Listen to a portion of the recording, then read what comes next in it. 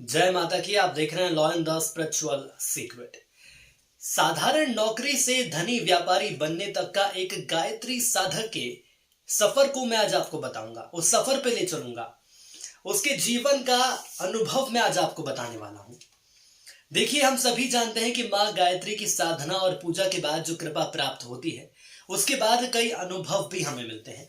और वो अनुभव कई ऐसे साधक हैं जो कि हमसे साझा करते हैं, और वही अनुभव, उन्हीं की जुबानी, उन्हीं की कहानी मैं आपको बताने वाला हूं, जिसमें एक सामान्य नौकरी करने वाले एक व्यक्ति की कहानी है जो कि एक धनी व्यापारी बन गया। आज हम जिस शख्स की कहानी आपको बताने वाले हैं, उसने मात्र 19 साल की उम्र में प्रेम के हाथों विवश होकर शादी कर ली। उस वक्त परिस्थितियां कुछ ऐसी बनी कि उसकी शादी हो गई। लेकिन बचपन की हम बात करें तो बचपन से ही उसके परिवार में भक्तिमय माहौल था, और बचपन से ही उसे ये धुन लग गई थी कि उसे बड़ा होने के बाद माँ गायत्री की कृपा हासिल करनी है। लेकिन एक वक्त ऐसा आया कि कुछ परिस्थितियां ऐसी ढली कि उसकी शादी हो गई, या ये कह सकते हैं कि उसे शादी करनी पड़ी। लेकिन इसके बाद भी उसने माँ गायत्री की साधना लगातार की, पूजा अर्चना लगातार करता रहा। बेटे का ये फैसला सामने आया तो पिता को ये फैसला जरा भी रास नहीं आया। उनके पिताजी को फैसला बिल्कुल भी अच्छा नहीं लगा, और उसका नतीजा क्या रहा? उन्होंने बेटे से सारे नाते तोड़ दिए, रिश्ते तोड़ दिए। बेटे को दुख हुआ, मगर उसे माँ गायत्री पर पूरा विश्वास था। उसे पूरा ये यकीन था कि एक दिन ये सारी परिस्थितियां ठीक हो जाएंगी। अब वह वैवाहिक जीवन अच्छे से जीना चाहता था, खुश रहना चाहता था। लेकिन नियति को भला आज तक कौन जीत पाया है? घर वालों की मर्जी के बगैर जाकर शादी की, शादी का फैसला लिया, शादी कर लिया। लेकिन वो फैसला एक वक्त पर जाकर गलत साबित हुआ। लड़की की पत्नी को गंभीर बीमारी हुई, तमाम डॉक्टर्स को दिखाया। आर्थिक स्थिति वैसे भी ठीक नहीं थी, जितना बचा कुचा धन था वो सब लगा दिया। समझ लीजिए कि उनकी वाइफ जो है बच तो गई, लेकिन सदा के लिए वो बस बिस्तर पर ही रह गई। समय के साथ जैसे जैसे वक्त आगे बढ़ता गया तो दो बच्चे थे उनके, दो बच्चे भी समझदार हो गए। अब बच्चे समझदार हो रहे हैं, दूसरी ओर पत्नी सिर्फ बिस्तर पर है। उसका खाना पीना हर चीज बिस्तर पर देनी है। दबाव आने लगा उसके ऊपर, बोझ आने लगा। लेकिन वो हर समय यही कहता था कि माँ गायत्री को यदि यही सही लगता है तो यही सही, वो ही मेरी सहायता करेंगी। चूंकि वो आत्मविश्वासी पुरुष था, हिम्मती था, इसलिए उसने ठान लिया था कि खुद ही कमाकर अपना और अपने बच्चों का वो पेट पालेगा। और इसी सोच के साथ उसने खाने का ठेला लगाया।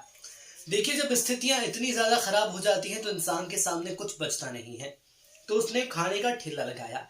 मुझे बहुत अच्छे से याद है, उन्होंने बताया था कि पहले दिन मात्र 80 रुपए की कमाई हुई, मात्र 80 रुपए। इसके बाद वो व्यक्ति टूट गया अंदर से। लेकिन फिर ख्याल आया कि वो अकेला नहीं है, ना ही उसके पास कोई दूसरा रास्ता है।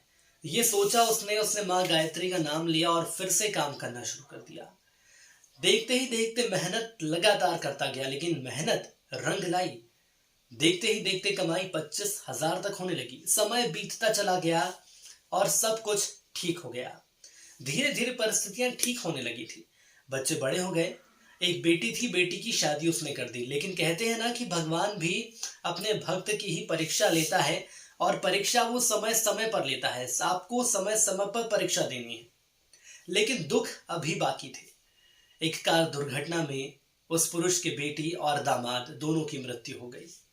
वो एक बार फिर टूट गया। वो बेटी, उसकी मौत हो गई जो कि उसको अपने जिगर का टुकड़ा मानता था। छोटे बेटे ने समझाया, बहन की यादों को हमेशा हम बनाए रखेंगे। उसके पिता ने और उस बेटी के नाम पर एक रेस्टोरेंट खुलवाया। वो बेटी से बहुत ज्यादा प्यार करता था, और उसकी बेटी, उसके जो पिता हैं, वो उनको इतना दुलार करती थी। मानकर चलिए कि वो जो पुरुष था, उसको अपनी बेटी के साथ ऐसा लगता था कि वो मेरी माँ है, इतना प्यार करती थी। बहुत टूट गया था अंदर से, क्योंकि बहुत ज्यादा प्यार करता था। उस बेटी के नाम पर उन्होंने माँ गायत्री की कृपा के चलते एक रेस्टोरेंट खोला, और एक वक्त उस रेस्टोरेंट में सिर्फ 2 लोग काम करते थे।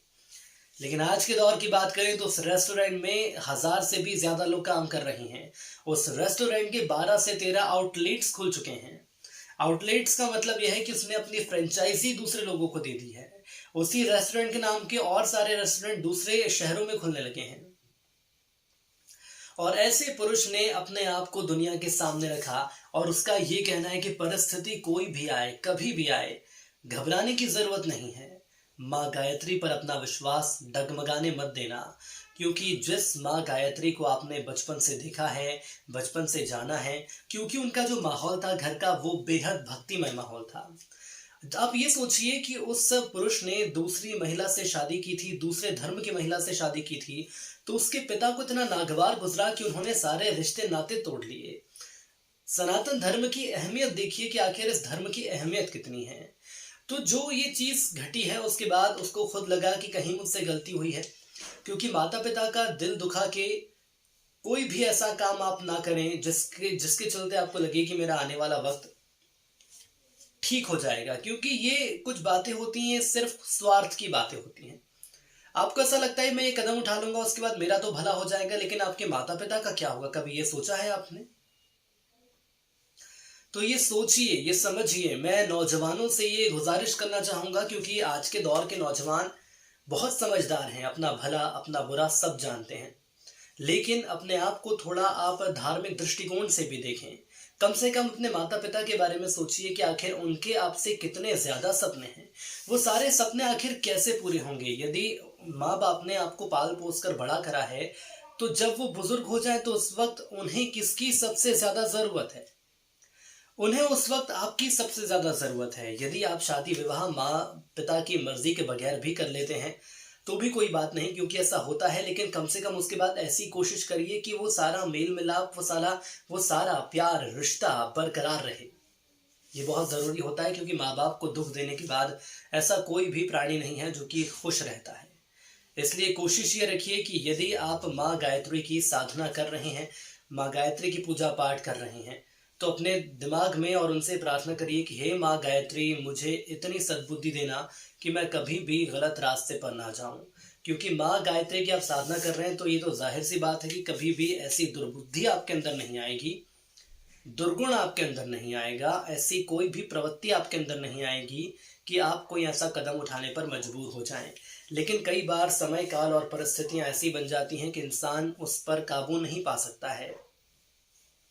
यदि ऐसी परिस्थितियां आप पर बनती भी हैं तो अपने विश्वास को कभी मत डगमगाइए, क्योंकि जो मैंने कहानी आपको बताई है एक ऐसे व्यक्ति की कहानी बताई है जो कि घर से निकाला गया था, अपने खुद के परिवार से परेशान हो गया था, नौकरी से परेशान हो गया था, जवान बेटी और दामाद की मौत हो गई। इतना कुछ होने के बावजूद भी उस व्यक्ति ने हार नहीं मानी। क्यों? क्योंकि माँ गायत्री की कृपा उसके ऊपर थी। तो माँ गायत्री की कृपा हम पर और आप पर यूं ही बनी रहेगी। कोशिश बस यही करिएगा कि जो हमारी पूजा अर्चना जिस दिशा में चल रही है वो लगातार आगे बढ़ती जाए, कभी भी रुकिएगा मत, भक्ति के मार्ग से कभी मत हटिएगा। यदि आपको जानकारी पसंद आई है तो ज़रूर हमारे चैनल को लाइक करें, चैनल को सब्सक्राइब करें। और यदि आपके दिलो दिमाग में कोई सवाल हैं माँ गायत्री को लेकर, धार्मिक अनुष्ठानों को लेकर, या कोई ऐसी रहस्यमयी बातें आप जानना चाह रहे हैं, तो आप ज़रूर हमें कमेंट करिए, आप संपर्क करिए हमसे। हम पूरी कोशिश करेंगे कि उसकी सही जानकारी आप तक पहुंचाएं।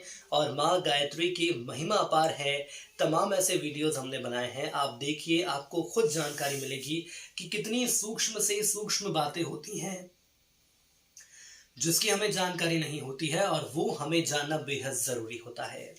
आज के लिए इतना ही, मुझे दीजिए इजाज़त। जय माँ गायत्री।